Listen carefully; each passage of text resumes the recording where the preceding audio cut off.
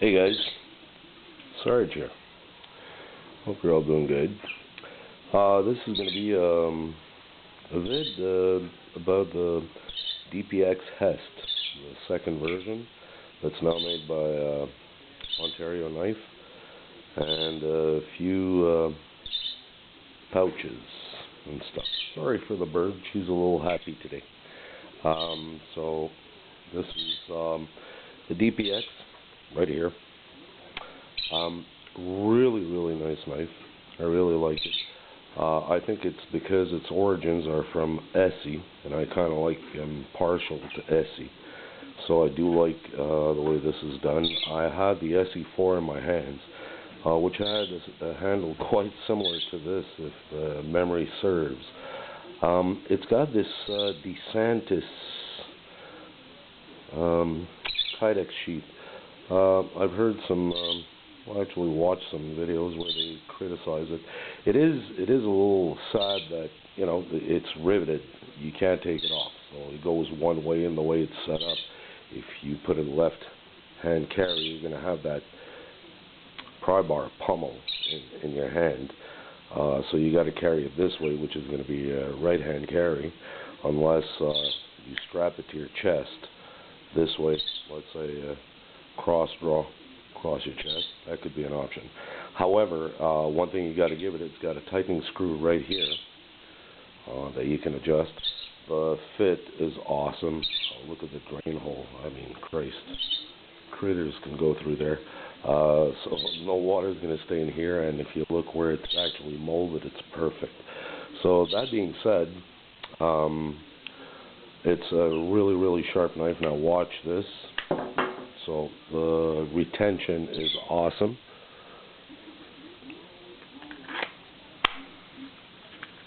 I'll just hold this so it doesn't make noise. Now if you pull a bit on it and you loosen it, then you get a slight jiggle. But if you push it in, it actually holds it. So it's really cool. On to the knife. Up close look,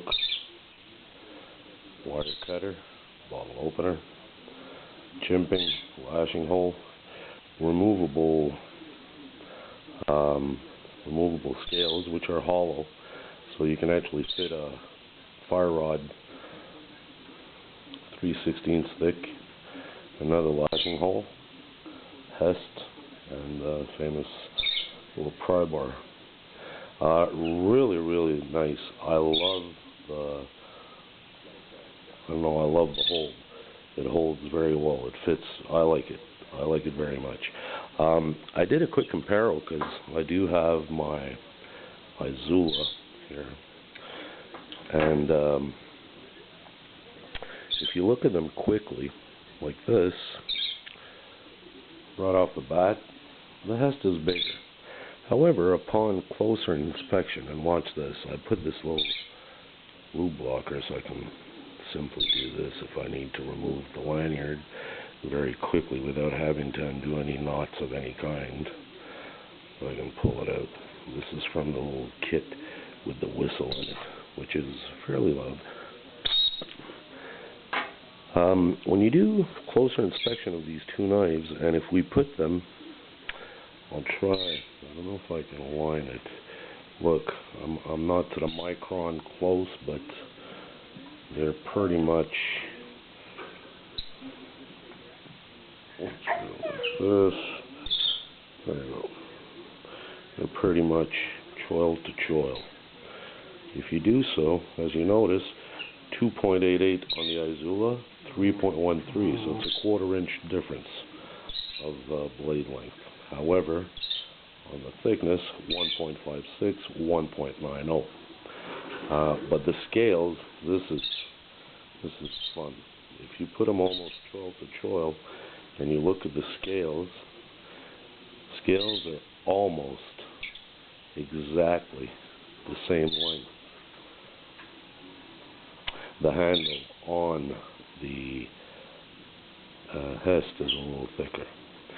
So it put this guy in a new light for me. for the following reason. Made me realize that this is not much of a bigger blade. I mean, it's thicker, so I could probably beat the crap out of this more, but, you know. So in any case, that's that. So enough with the Azula. Everybody's seen it. Everybody knows it. One of the more popular knives. Back to the sheath. I think what I'm going to do is I'm going to drill through these guys here. Take them out. Leave this the way it is. And I'm actually going to put eyelets in here. Some heavy-duty eyelets. And the reason for that is I think I'm going to put a pouch on this. This is almost a paddle. It's very, very big. So I'm going to try my hand at making a Kydex sheath. I got me some thermal form plastic, and I'm going to go taco style, not sandwich style or pancake style. My reasoning behind it is that I don't see why I need this. This is not a heavy enough knife at, I don't know, 6 ounces, 7 out of 6, 5, 6 ounces, something like that. It's not a heavy enough knife that you can't hang it in your neck or hang it onto the strap of your backpack. So I think that you hook it up this way, set up for tech lock, and put one molly web snap in the back, and I think we're in business. Anyhow, I'm going to try it. I've been watching some videos. We'll see what comes of it. That being said, there we go. A little jig. Never showed this before. A truckload of Ranger bands. I got some zip ties here. I've got a 55-gallon drum. I've got some duct tape here, and I've got 2 hanks of 50-foot paracord, the 7-strand kind, the good kind. And I hooked them up to 2 beaners, the large sons of a gun. So I figured this is the kind of thing, I don't know, you hang onto your pack, or, I don't know, leave in the car, so you always have something with you. Oops, sorry, not the camera. This goes there. Okay, this is a little find from Wally World. I found these in the makeup section. Looks like makeup cases. They are actually white and brown, so they look like crap. So I just took a marker and fiddled with it with a Sharpie to change it. What I did on this one is I sewed an elastic here. And the reason for that was to pass the paracord I hooked onto the zipper under here, like this, and then I can tie my cord lock from this lanyard that goes right through here to this cord lock that goes through a slick clip to put some tension on it. I zipped it through, and this is like a double loop, and then I passed it through. Quick release side buckle goes up, and here I can actually adjust, and I actually used some shrink tubing to make it a little more comfy around the neck, because this is like kind of rubberized, and these are, I can pull and adjust it if I want. I thought this was cool. It's got the little whistle, and the way I hooked it up is that if ever I take the kit off, the whistle will go around my neck, so I don't have to worry. I always have a whistle around my neck. And it's fairly loud for a tiny whistle. Now what's in here, I don't want to undo all this. I'll show you in the other one. Version 2. Same thing. I put an S-beaner up here, and I had one of these straps from Condor. So what I did is I simply sewed the strap. I don't know if you can see. Simply sewed the strap onto the back of this, so this is now MOLLE compatible. And I can do this. And what's inside? Cool little find. I don't even know what the name of this one is, but it's the one with the matte red. It's not the shiny red. I don't know if it's got almost like a G10 texture type of thing. It's not that glossy red finish. Anyhow, this little guy here, they're usually $25 at a store called Canadian Tire, where most Canadians go and pick up their oil and stuff for their cars. I had this off the keyring S-beaner. I put it on because it's red, color coordinate. Anyhow, these are $24.95. Picked it up for $9.99, so I picked up 2. So everything I'm going to show you in this one is the same thing in here. Okay, so this is one thing. Put a little needle here. I don't know if you're going to be able to pick it up right there. It's kind of poked through. See? I have some Band-Aids. I have a flashlight. Again, at that store at Canadian Tire. This is a bright little sucker with 8 LEDs, 3 AAA batteries, $3.99. It's got a clip that moves from one side to the other, and on top of the clip's got a magnet. I don't know if I can. Oh, there you go. There you go. So, this tube here turns out to be one of those eyeliner tubes that the wife uses, and I use it to stack batteries inside. Anyhow, I'm not going to open it, but I got 3 AAA batteries in here. Got some duct tape, got some nylon thread, the fairly strong one, and I got some tape here. The only thing missing in here is probably some thinner thread to sew. Mind you, this guy could be taken apart. I think it's 4 or 5 strands, this thing, so you could, probably tear it apart and use it. So this, it's a little bit of a stretch, but there you go. Once you got it in, you got it in. Put this in. I need a fire kit, so I got to go buy another fire steel. Probably let my fire the Mini Scout. Fits perfect in here. So this is real cool. Last little gizmo just for the hell of it. Another whistle hooked up. All these are either tape or heat shrink. What do I have here?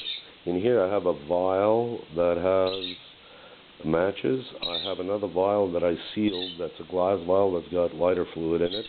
I've got some paracord up here wrapped up. I've got some more Yuko light everywhere. No, I mean burn underwater matches. Again, some of that thread. Got some electric tape, some duct tape, and I got a cheapy little compass. These slick clips I mentioned before, these are cool as heck. So I'm fiddling with some ideas there, some stuff, and I just, to play with, I braided this setup here. On it I put the little night eyes. It's got an S-beamer, so I can unhook this. Here I have duct tape. I have my whistle, so I can just unhook this. And here I have a small kind of a little chocolate tin, and it's got duct tape, electric tape. I've got matches, all kinds of stuff in there. So a nice little setup. So there you go, guys. So I just wanted to show you some of the new things I was parting around with. So I hope all you guys are doing okay. Oh, last thing, I almost forgot. Check this out. Again, my store at Canadian Tire. If you find this light, look at it carefully, okay? It's got a little feature. You can turn the handle and make it into, gun style. So there you go. Okay. This little thing is bright like you wouldn't believe. I don't know what kind of batteries are inside. I didn't open it up. It's got 2 features, so you can turn on like this and use it as a area light, or use it like this, and it's a very long throw. And on the handle here, you have a handle. You also have a hook here that we can hook up into the tent. These guys are $39.99. I have both things to recharge in the car and at home, and I picked them up. I bought 5 of them. Picked them up at $11.99 when they're on sale. So sometimes it's worth looking out. So I got like 4 of them almost for the price of 1. So that I said, okay, jump on it. So there you go, a little find. Okay, guys, as I said, I hope you're all doing okay. Cheers, keep safe. Sarge out.